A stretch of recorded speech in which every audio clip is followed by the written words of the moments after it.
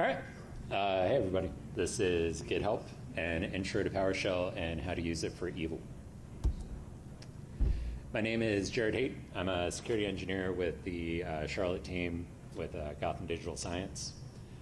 Before that, I was a sysadmin for a long time, primarily focused on Windows, but being a sysadmin, that kind of covers anything with blinky lights on it, so definitely got my hands on all sorts of stuff. For fun, I develop web apps and just stuff like that. Never been a professional developer, but it's fun to screw around with. And if you do the Twitter thing, I'm at Jared Haight, and I retweet interesting people.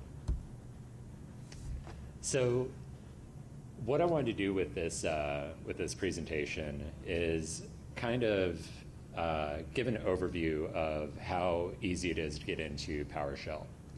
I've been an advocate for PowerShell pretty much since it came out. I think it's definitely one of the coolest things that Microsoft has going on right now, both from a sysadmin perspective and from an offensive perspective.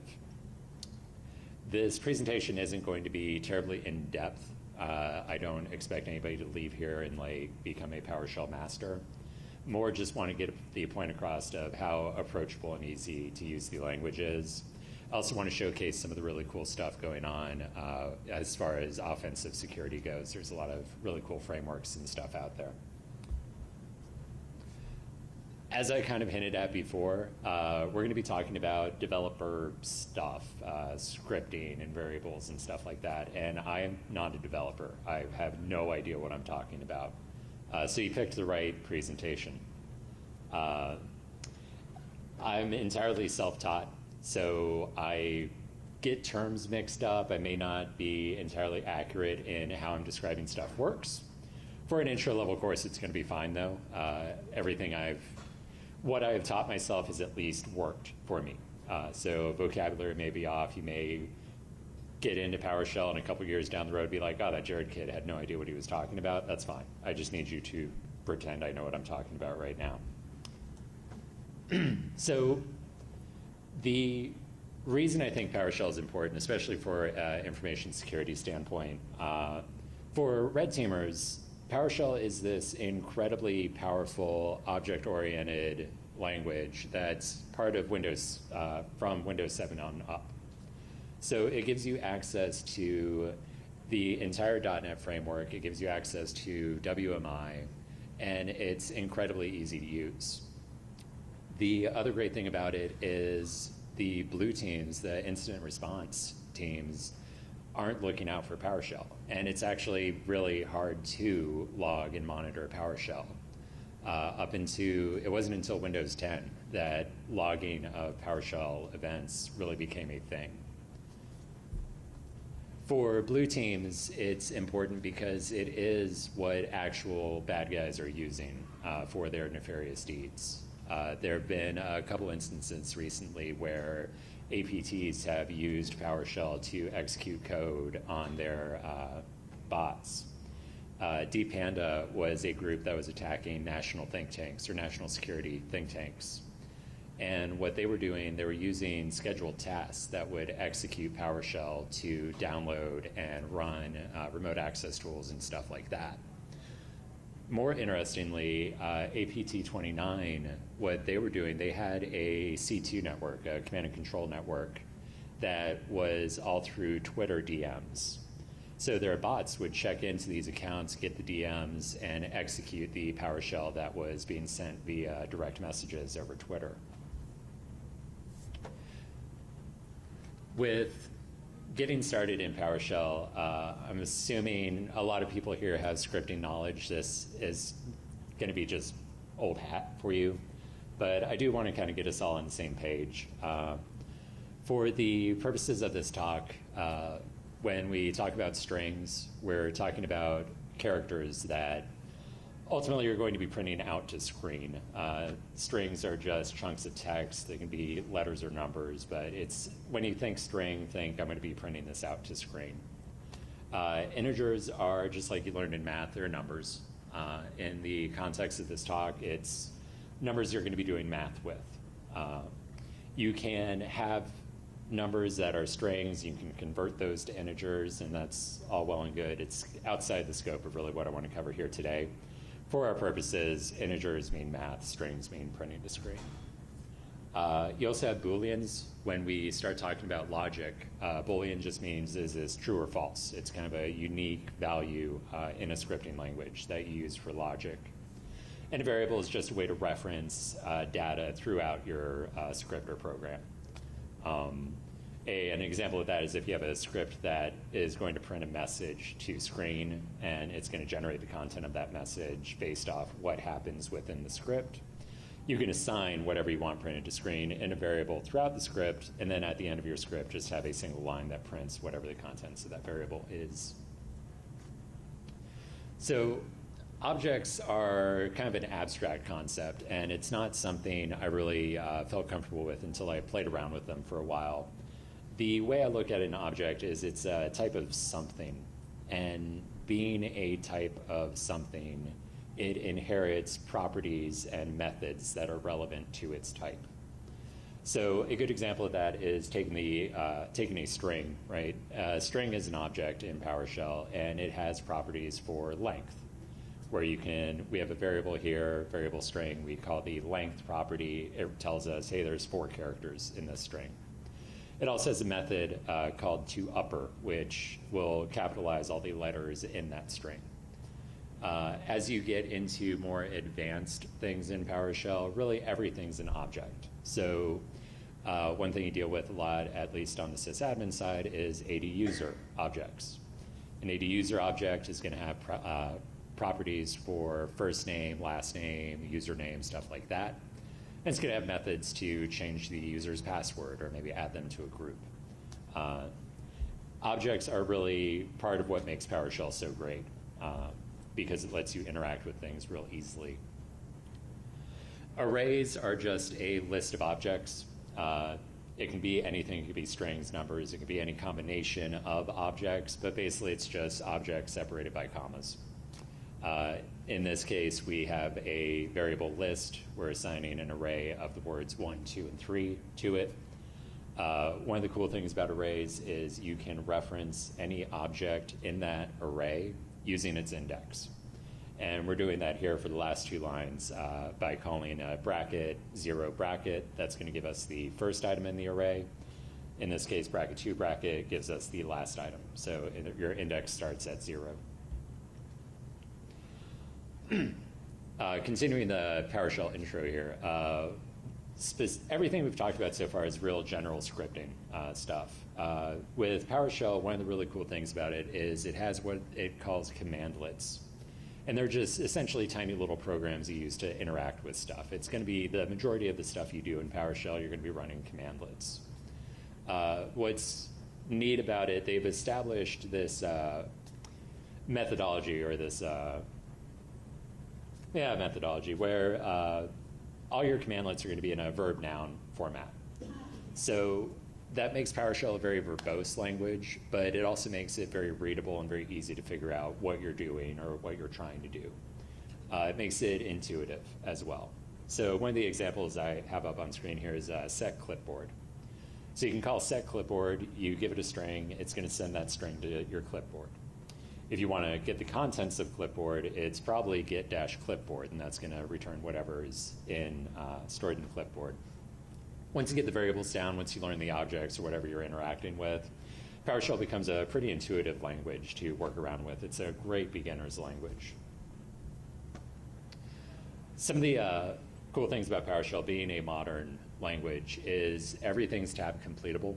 So that includes commandlets, that includes the parameters of the commandlets, and in some cases actually includes the parameter values that that commandlet takes if they're predefined. The other cool thing is PowerShell includes a ISE by default, which is just a IDE for working with PowerShell. It inherits some of the Visual Studio coolness, so that includes like IntelliSense. If you're familiar with that, it's a very powerful autocomplete functionality. And it also has a sidebar that will list every commandlet that's on the computer that you're working on.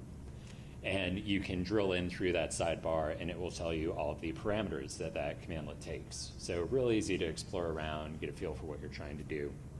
You can also see in the main window on the left here. So what I've done here is I've gotten a directory object by just basically doing a dir c. And IntelliSense is telling me gives me a list of every property and method that's associated with that directory object just by working with the variable. So pretty cool stuff. I can't talk for PowerShell straight for an hour, so here's a bunny.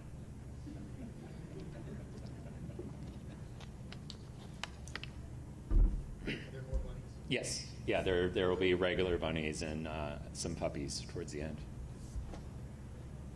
So great, we know the basics of working with PowerShell. We know the basics of what we're actually working with, our strings, objects, stuff like that. Making it do stuff, the most basic thing you're going to do is a for loop. In PowerShell, really straightforward, it uses for each. So in the example here, we have an array of the words 1, 2, and 3. We're assigning that to the variable list.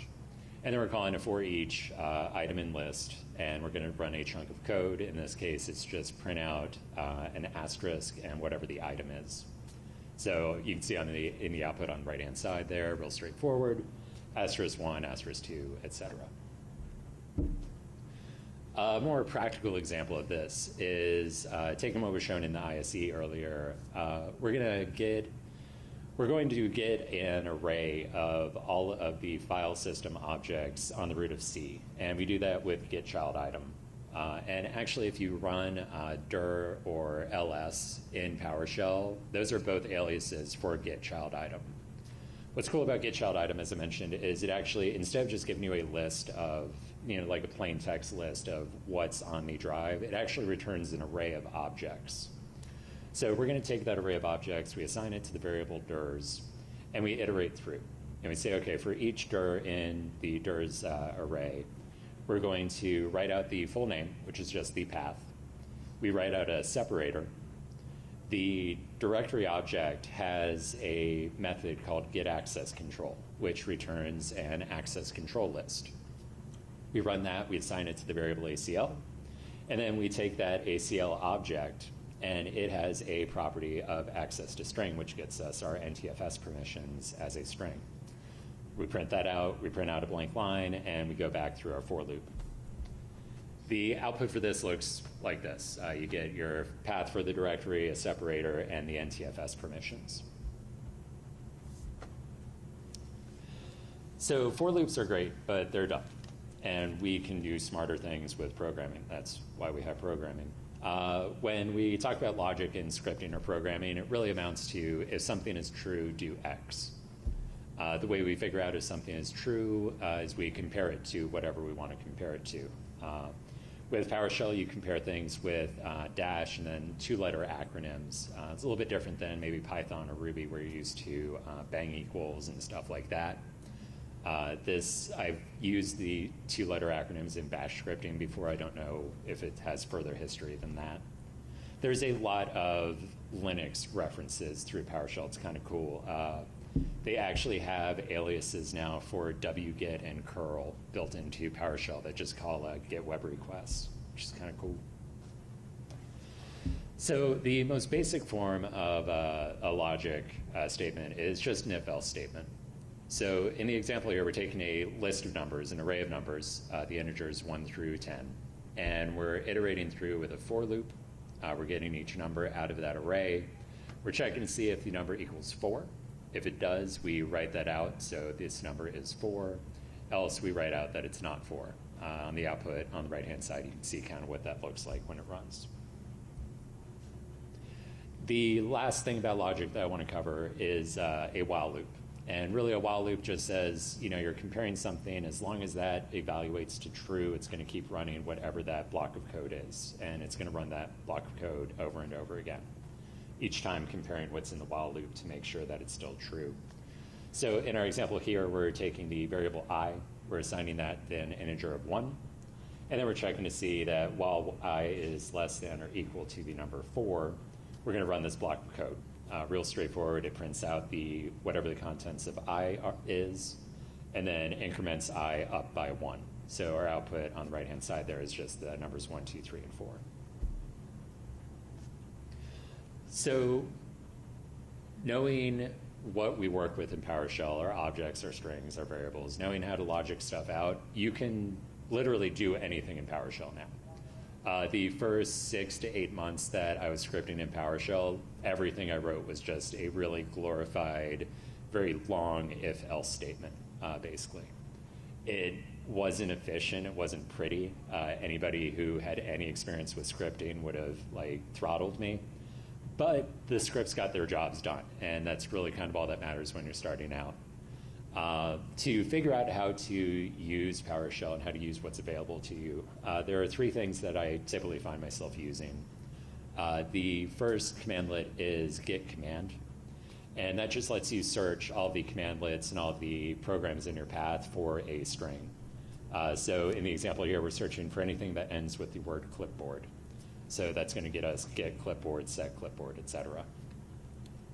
The help system in PowerShell, you access it through git help, or there's an alias for man, again, a Linux throwback. The help system is surprisingly well written. It's obviously written by people that have used these commandlets practically. And one of the cool things about git help is the examples parameter that you can throw in. So in the case here, we're doing a git help write host dash examples, and it's going to print out, I think when I ran it, it was 4 or 5 examples of how to print stuff to screen. So just really a lot of great examples. One that I use all the time is git date. I can never remember how the formatting works for git date. There's, I think, 11 examples in the help command, and usually one of those is exactly the formatting that I'm looking for. The last thing that's really helpful is git member. What git member does is you can send an object to git member, and it will give you a list of all the properties and methods that that object has. You do that by just taking the object and piping it to git member. So the output for that looks something like this. We're taking our directory object from before, piping that to git member, and it returns a long list of methods and properties that are associated with that object.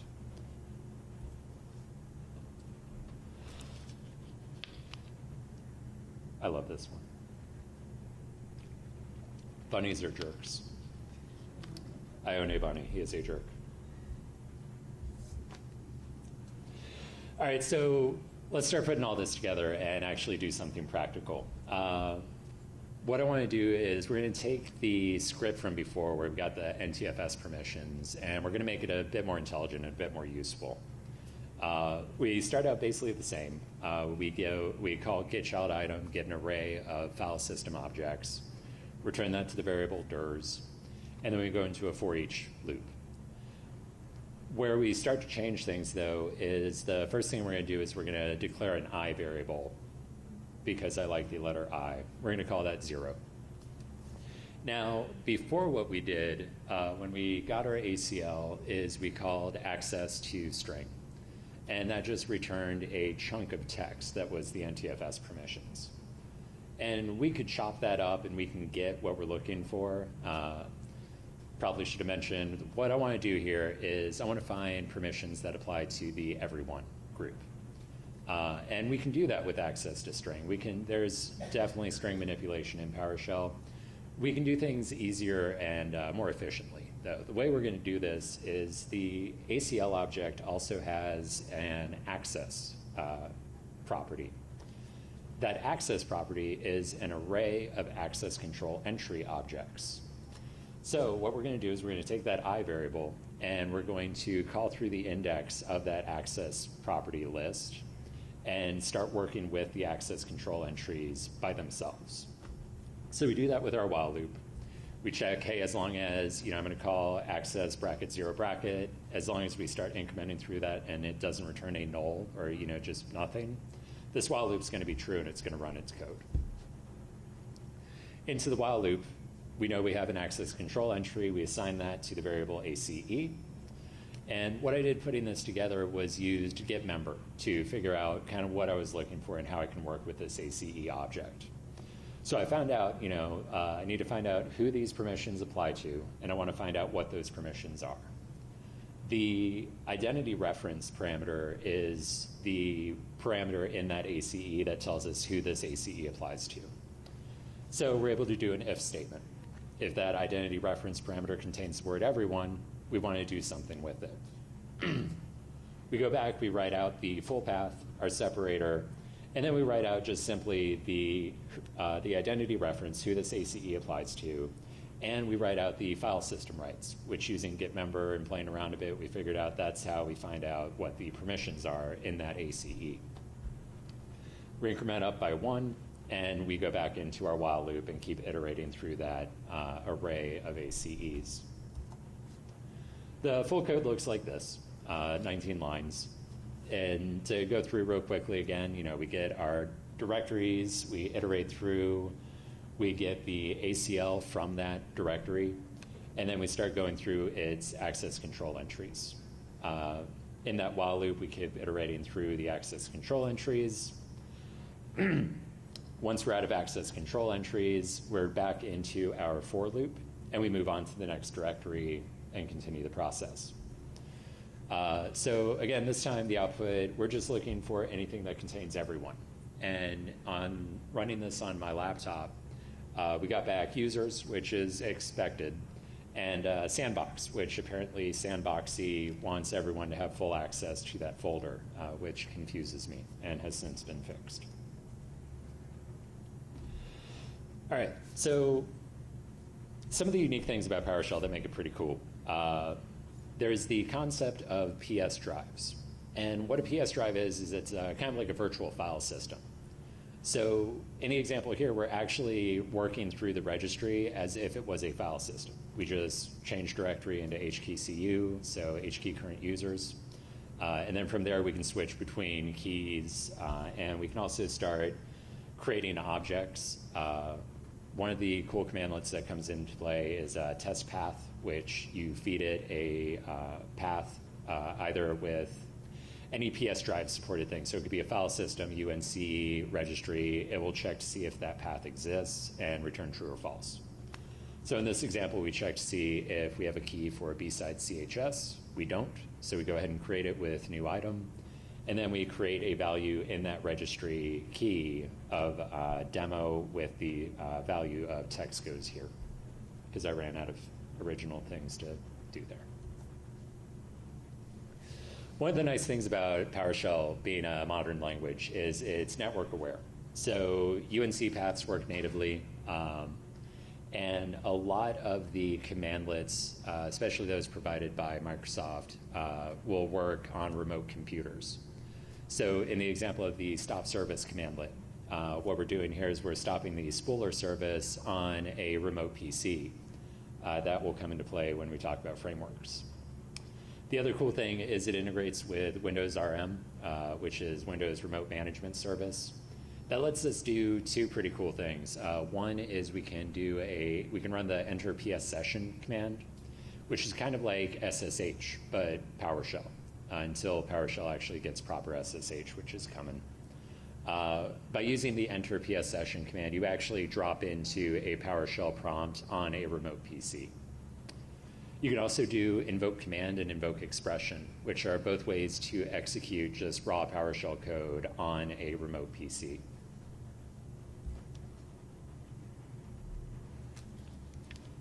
So when I put this together, I didn't realize until after I'd kind of looked at the slides a couple times that, well, thank you, sir.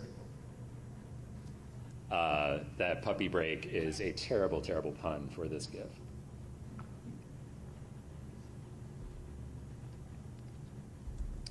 All right, so now the fun stuff. There is an incredible amount of talent in the offensive security, like PowerShell community. There really is frameworks and modules for any stage of a pen test or engagement that you want to do. Recon, data exfiltration, backdoors. There's been an incredible amount of work done. And what's cool is A lot of the standout members, and the people kind of driving all this, they have a very mature methodology to how they approach pen testing. And this has led to a big focus on in-memory attacks with PowerShell. A lot of the PowerShell code we work with offensively doesn't touch disk. It runs entirely in memory, so it is a lot less likely to trip AV, it's a lot harder to track down, and makes our jobs pretty great. Using a framework in PowerShell is really easy. Basically, there are modules. So what you do is you clone down the repo that you're trying to use, and you run the import module command. A lot of times you can point import module at just the folder of the repo. Sometimes you have to point it at a PS1 file or a PSM1 file. That's kind of just trial and error to figure out what works for whatever framework you're working with. So the first framework I want to talk about is a framework by Manifestation called Powershell. And it has a lot of modules, a lot of great stuff to use in it. Two of the things that are relatively unique to it are its ability to modify scripts. So you can take a PowerShell script that you've written and pipe it through his framework, and it will either encode or encrypt the script and kind of hide it from plain sight. I specifically am not going to use the word obfuscate. I think that's how you pronounce it. But yeah, it's pretty handy. The other cool thing about it is it has a mayhem module, and that's a real rare thing to see in a framework, is just a module for, hey, let's fuck shit up. And I really, really appreciate that he has that. So some of the things I definitely would highlight in Powershell are he has a invoke ninja copy commandlet. And what invoke ninja copy does is it gets around file system locks and ACLs. The way it does this is it actually reads the raw volume data from the hard drive and then recreates the NTFS structures to make those files. We're going to be using that in a demo later to good effect. The other great thing that has is invoke mimikatz. If you're not familiar with mimikatz, it's a tool that will dump credentials from memory on a Windows box. So it looks out for LSASS and a couple other processes, and we'll get just up into Windows 8 or 8.1, it gets plain text credentials just from memory. And there's ways you can make it work in 8.1 as well. The cool thing about invoke mimikatz is it runs in memory itself. So from your computer that you're working off of, you just point it at a remote computer, and it will bring back, passwords and credentials from that remote computer. The Mayhem module, like I mentioned, is really great. One of the cool things about it is it has the set master boot record commandlet, which just lets you overwrite the MBR with whatever string you want to put. Power Tools, which is now part of the Empire framework. It's not part of Veil anymore. Power Tools is started by Sixdub and Harmjoy and has a lot of great stuff. They're really focused on massive engagements. So there's a lot of code that is focused on multi-threaded attacks. There's also a lot of network awareness code. So PowerView is their module for network awareness. What's cool about PowerView is it has several commandlets that let you do user hunting. What that means is you'll run user hunter and it will find who the domain admin accounts are on the network and then find where they are logged in on the network so you can start attacking their PCs directly. The other cool thing is the Pew Pew Pew module, which besides being a great name for a module, it focuses on multi-threaded attacks or command execution. It includes a module for invoke mass mimikatz, which takes the invoke mimikatz from Powershell and runs it against everything on the network and just starts grabbing credentials from whatever it can possibly reach out to. Technically, it's really interesting because the way it does this is they use the multi-threading, which is kind of native in PowerShell, but they spin up a HTTP server in PowerShell, and that's how they're actually receiving all the requests back, which is a really cool approach. The last project I want to talk about is Nishang, which is a Niching is a huge project. The dude just obviously enjoys creating random awesomeness. And it's actively developed. There's a lot of stuff going on with it. The two things I want to focus on here is the client module, which allows you to easily inject PowerShell into Word docs or CHM files, stuff like that. What's cool about that, basically, it'll create a macro, at least in Office docs, that will go out and either execute the PowerShell you give it or download a PS1 file from the internet and execute that. It also has some really unique approaches to backdoors. The first backdoor I want to talk about is the DNS text ponage backdoor.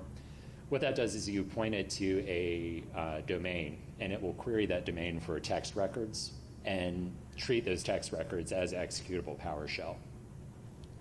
The other great thing is gupt backdoor. What gupt backdoor does is it looks for wireless networks that are available to the PC. It doesn't connect to them, but it checks the SID. And if the first 4 characters of that SID match a magic string that you define, like a password, it then checks the 5th character of the SID. If the 5th character of the SID is a C, it treats the rest of that SID as PowerShell and just executes it. If the 5th character of that SID is a U, it treats the rest of that SID as a Google short URL and goes out and downloads the PS1 file or whatever it's pointed to and executes that as PowerShell. That is totally off the wall, and I love the devious bastard that came up with that. So I want to do a quick demo here that hopefully will work without issue. All right, so in this example, we've compromised a help desk user account. Oh, that's good. And like a lot of corporate environments, the help desk has admin rights on laptops and desktops and stuff like that, but they don't have access to the servers. And what I want to do is I want to get the Active Directory database and get that off the network so I can crack it and do my thing. So the first thing I want to do is find myself an admin. So what we're going to do here is import Power Tools Power View module. That's not what I want. I'm really nervous I'm going to spill my beer.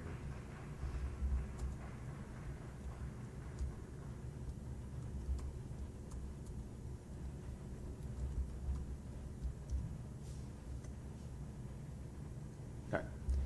And we're going to run invoke user hunter. All right, so that found our domain admin. His username is Mr. Admin. He's logged into demo client 2. So we want to run Mimikatz against him. This environment uses Windows 7, so we're in luck there. To use Mimikatz, that's in the Powersploit repos.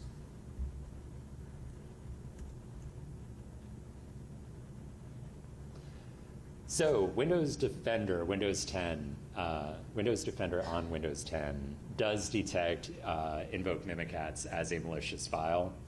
There are ways to get around that. We can talk about that when it's not being recorded, but it's fine for our purposes. Invoke Mimikatz. And we're going to point that to demo client 2.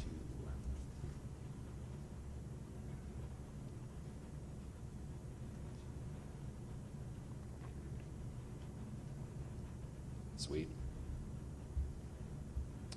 All right, so we have passwords. All right, so username is Mr. Admin, password is God Complex, and what we're going to do is start a new PowerShell window as the admin.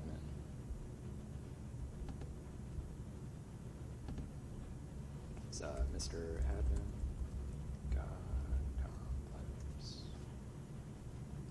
Cool.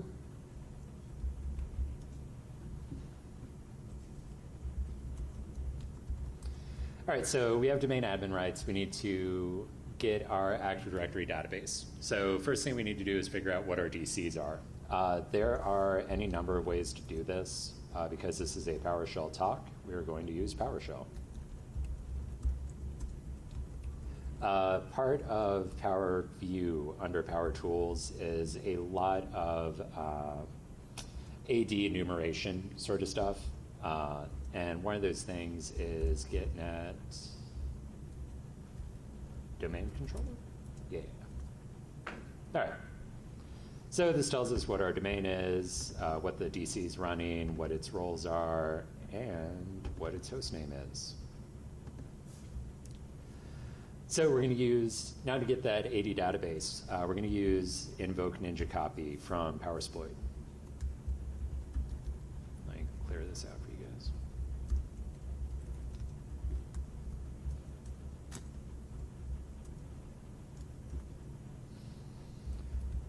Yes, yes, yes. All right, so invoke ninja copy, we need to specify the path that we're trying to copy, which in this case is C Windows ntds ntds.dit. We want to specify what computer we're copying it from, which in this case is demo DC01. And we need to specify where we want to copy files to. For ease of use, we're just going to copy it to our repos.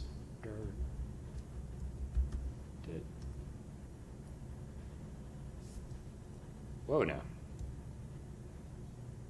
That's never happened.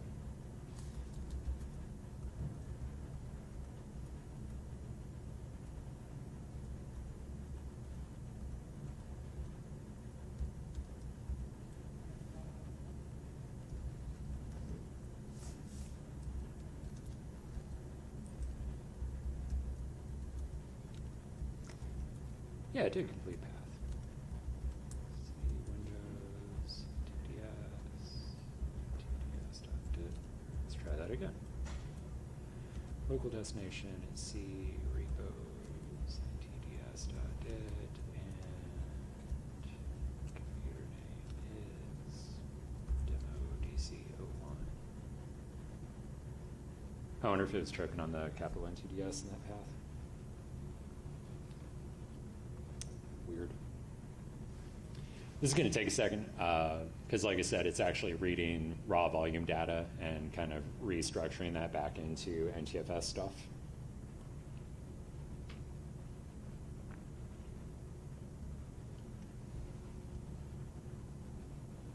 Cool. All right, so we have our Active Directory database downloaded. We can exfiltrate that using either some of the tools that we have available to us through the frameworks, or we could just copy it to a USB key if the organization lets us do that. One thing I wanted to do for this demo, because I never get to do this in real life, is rec this box.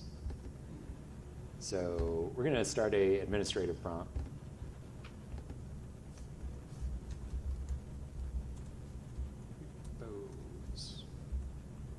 And we're going to import Powersploit.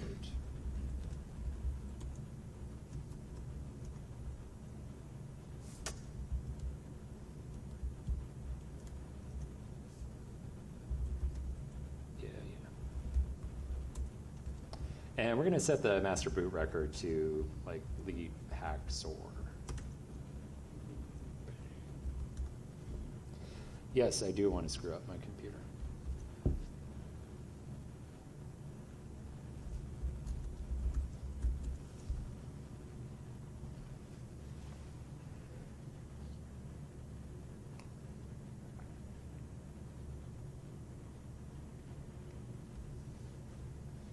Come on.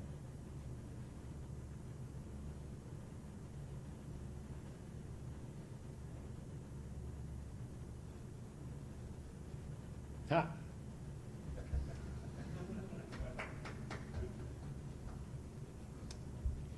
All right.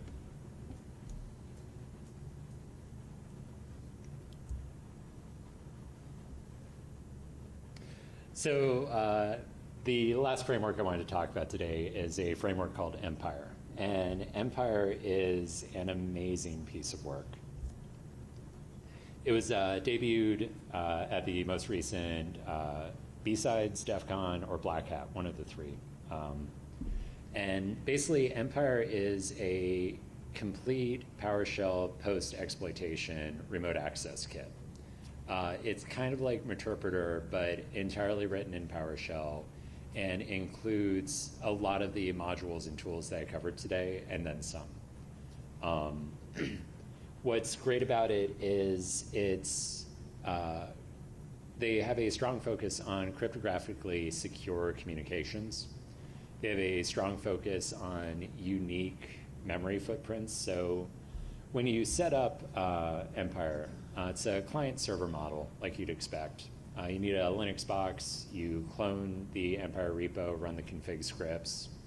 When you do the installer, when you run those configuration scripts, one of the things it does is it generates like a 32 or 64 character string. And it uses that to encrypt all of the payloads that you generate. So in theory, every version of Empire is going to generate different code. So it's incredibly hard to track down signatures for it. As the server, to get it up and running, you need to set up endpoints, which are just HTTP listeners, basically. And then it features, you generate the launchers, which are just PowerShell code that you run on the remote client. It has a couple ways to do this, including a Ducky script. So if you have a rubber ducky, it'll just generate the native Ducky script for that. Run the code on the remote boxes and receive shells. One of the cool things about it is it's a phone home architecture. So instead of having a persistent connection back to the server, the client's phone home at whatever interval you specified, usually 5-10 seconds. So from a network perspective, you just see an outbound HTTPS connection every 5-10 seconds. It's incredibly hard to track down and really cool stuff. So one thing I wanted to cover again before I wrap up here, if you're in blue teams, PowerShell isn't just an offensive tool. There's a lot of really cool stuff in the data forensics, incident response areas that have been built in PowerShell. One of the standout, a couple of the standout frameworks, POSSEC framework is really cool because it's a custom PowerShell console built for incident response and data forensics. It was written by a dude named Ben 10. And he wrote it for his internal teams that he was working with to make PowerShell more accessible and easier to use for some of the newer folks on the team. Another great site to check out is invoke-ir, which is a PowerShell-focused collection of projects run by Jared Caddickson, I believe is his name. Two of the standout projects there are Power Forensics, which focuses on data forensics, and Uproot, which is an IDS written purely in PowerShell. The last framework that I've heard a lot about in incident response, I unfortunately haven't played with it much, is Concept. And that focuses largely on information gathering and baselining. So reading event logs, figuring out what you have out there, setting up baselines. All very cool stuff. So like I said, I don't expect anybody to leave here being a PowerShell expert. I hopefully have at least let you know how easy it is to start that path. If you want to take things from here, Microsoft has a great site, their Microsoft Virtual Academy, which really, if you want to learn any Microsoft technology, they have like hours and hours of CBT and stuff like that up on there. A lot of great stuff with PowerShell up on that site. Learn PowerShell in a Month of Lunches is a book that I've seen recommended a lot. I haven't read it personally. The way I learned PowerShell is just really through Google. I would find stuff that I wanted to play with or find stuff that I wanted to do and just poked around at it until I kind of figured out what I wanted to do. I find that's really one of the best ways to pick up any real new programming language. It's incredibly easy to spin up a lab and play with this stuff. The lab I used for my demo here is 3 servers, 3 VMs. It's a Windows 2012 box, a Windows 7 box, and a Windows 10 box. And I'm all running the eval licenses for that. Whoop, that is totally not what I meant to do. Let's try that again. There we go. So I definitely want to highlight the people that wrote all those cool frameworks. They're the guys that are actually doing really interesting stuff with PowerShell as opposed to just telling you how to use it. Sixstep, Harmjoy, and Enigma all contributed to the Empire project, which I can't tell you how much I appreciate and love that. Manifestation is with PowerSploit. Nicole Mitt, it does Nishang. Jared Catterson is with InvokeIR, and Ben 10 did the PoshSec framework. All of these guys are really great people to follow if you're interested in PowerShell in the InfoSec community. So wrapping up, if we have any questions, I have a couple minutes I can answer those. Shoot. You mentioned monitoring for these types of attacks and so forth. In Windows 10 was primarily, how about tools like Sysmon and things like that that are kind of intended to, I know that they provide functionality for that. Yeah, so it depends on the level of attack, I think, as to how much success you would have with Sysmon. One of the cool things that I didn't talk about, but so when you, PowerShell is not PowerShell.exe. PowerShell is actually just a DLL that's part of the Windows Management Framework. And so Empire and a lot of these guys just take that DLL and inject it into another process. So it's not even that you're looking for PowerShell.exe. Like, you actually have to look at what DLLs are loaded. And Well, with kind of reference, like, because I know a lot of them you can do like command line execution and things like that. Would you see if there, would you have to look for it a different way? Is that kind of what you're getting at? I think you would have to look for it a different way, but I break things. I don't try to fix them. So You know, I know there's a lot of efforts to try to monitor it. Yeah, exactly, exactly. Obviously, if you're injecting it into another process, you reference by that process, so maybe you could do a check for that DLL. Yes. Yeah. Be what you want to do. Yeah, and my understanding from a blue team perspective is that it's really hard to, right now at least, to figure out, you know, without getting real deep into like memory forensics and stuff like that, kind of what PowerShell is doing when it's not doing its normal thing. So, cool. All right, well, like I said, if you're on Twitter, I'm at Jared Haight. If you are in the Charlotte area, me and a bunch of friends get together regularly, Charlotte hackers, and we just meet up and drink beer and talk about hacking. And if you are on the job market, Gotham Digital Science is hiring, and we do a lot of really, really cool stuff. So check us out. Thanks, guys.